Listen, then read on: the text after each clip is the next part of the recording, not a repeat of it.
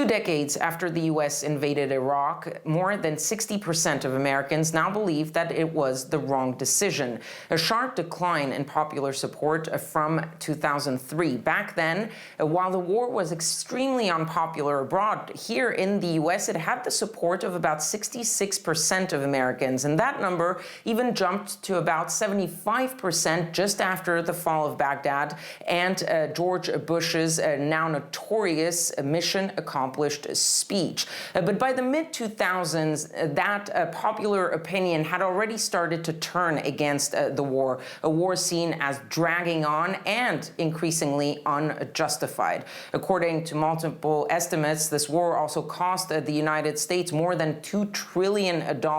It killed nearly 5,000 U.S. Troops, and it heavily damaged America's standing in the world while failing to stabilize Iraq. And so the legacy of the Iraq war here in the U.S. is that it has cooled Americans' appetite for U.S. military intervention abroad, especially in the Middle East. And it left a real mark on all of the presidents who came after George Bush, whether it was Barack Obama with Syria, Donald Trump, who vowed to end all of America's long-running wars, or even Joe Biden with the war in Ukraine, all shying away from direct U.S. military involvement abroad, especially putting U.S. boots on the ground.